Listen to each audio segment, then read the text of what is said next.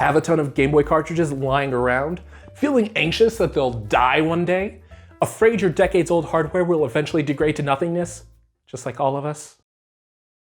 Epilogue's betting that you do, and taking a slightly different approach to game preservation than the other big modern Game Boy recreation company, Analog. Instead of focusing on recreating old hardware, they're focusing on making sure the physical death of your cartridge won't spell the demise for all the hours you've sunk into playing the game. Now, if you don't own any physical cartridges, I can tell you right now that this video won't be for you. For everyone else though, keep watching for potentially the best accessory you can buy for your collection today.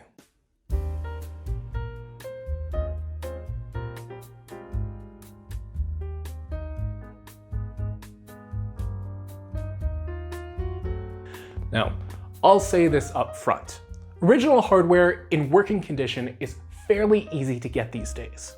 The downside to those options is typically the need for a ton of AA batteries, awkward charging solutions, small screens with kinda dull images, and lack of backlights, along with the general threat that multi-decade-old hardware will eventually need some sort of physical maintenance or repair. Repairs are admittedly simple enough most of the time, and all the typical hardware complaints could be fixed with a variety of easy-to-find upgrades available through online retro supply shops. The downside is that while guaranteed to be the most authentic experience, fully upgraded original hardware, or alternatives like the Analog Pocket, tend to cost several $100s and do require either a ton of personal effort or long wait times to make happen. That's not necessarily ideal for everyone, and all that extra money spent on upgrades is money not spent tracking down more games which are becoming increasingly expensive over time. Prices also add up quickly for a lot of the quality of life upgrades. It also places a very real barrier to entry for anyone just getting into collecting, especially if they still need to go out and buy an old Game Boy Advance. Enter the Epilogue GB operator. For only around $50, you get a sleek-looking GBA-like cartridge slot that plugs into any computer via USB-C. Through Epilogue's free software, it allows for Game Boy, Game Boy Color, and Game Boy Advance playback directly from the cartridge to your computer. While it gives up the portability of the original consoles, unless you feel like strapping one to the back of your Steam Deck, being able to turn any computer into a GBA player offers a ton of flexibility for playing the variety of different physical cartridges in my collection, and makes for a great entry point for anyone who wants to dabble in physical cartridges without emptying their wallets. Playback is surprisingly easy too. Simply plug in the device, slot a cartridge, and you're one click away from playing the game. The software will even give you some basic info about the game, including artwork, a game description, hardware status, read-write ability, and Epilogue's estimate as to the cartridge's authenticity.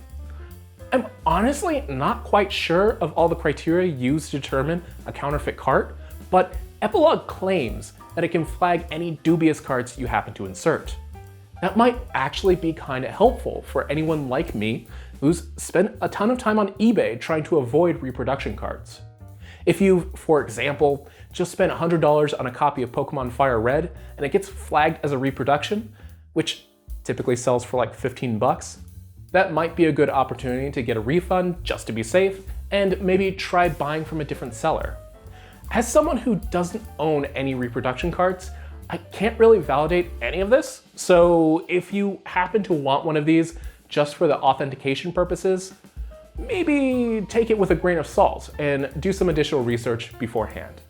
But anyway, actual gameplay. Unlike the more expensive FPGA systems on the market, the cartridge slot is literally just a reader to grab info from the cart. Actual gameplay comes as a result of software emulation. On one hand, that's by definition less accurate compared to the hardware emulation of the Analog Pocket or MiSTer systems, but Epilogue was at least smart enough to run everything using MGBA, which is a fantastic emulator in its own right. From the games I've tried, everything runs at full speed with no drops or visual emulation issues, which is kinda expected. Like I said, MGBA is really solid and Game Boy emulation has been really great for many years at this point. Whether emulating through software or hardware, you're bound to have a decent time, unless the hardware you're using is really bad, which definitely isn't the case here. My only real complaint is that there's this floating play pause window that kinda gets in the way when a game's first started up. I wish I could just disable it by default, although, I guess it provides easy access to all the settings through the app, like playback options, remap controls, and screen color preferences. And other than the lack of options for specific filters mimicking original consoles displays, I think most folks would probably be pretty satisfied using the GB operator to play through any games they have on hand. I'd say just remember to properly clean your cartridges before inserting them. Anyone with a physical games collection is probably used to doing that by now, but I have had a few cartridges not read correctly until they were cleaned properly, even when I thought they were clean. So then I guess there's the question of, do you even need this if you already have one of the older or pricier handhelds? And personally, I'm thinking yes, or at least as someone with all that other stuff already, I'm finding quite a bit of use for it. For one, software emulation allows for cheat codes to be activated and gameplay recorded without any extra hardware. Pretty useful for someone like me creating videos for you. It's especially great since Epilogue software also lets you dump ROMs and save files from a cartridge. That's a game changer for anyone who wants to back up their games or playthroughs. Plus, save data can be re-uploaded to the cartridge later, so anyone who wants to play on original hardware, sometimes and emulators on other times, can totally do so without a ton of friction. Plus, if you have a rewritable cartridge, you can use the operator to change the ROM on the cartridge. That might not be as efficient as just getting a flash cart with a microSD card slot, but could be awesome for anyone looking to develop a new game or make small batches of a custom game.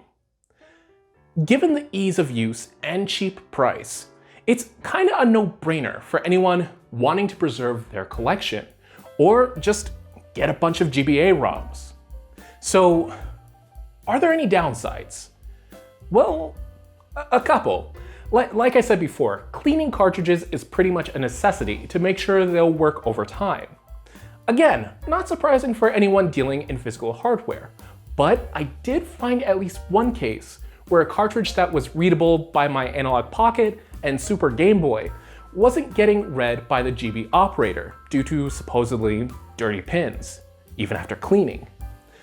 Others online have also reported some cases where they've experienced some general connection issues. That's not to mention that using the GB operator at all is dependent entirely upon Epilogue having their software available for download.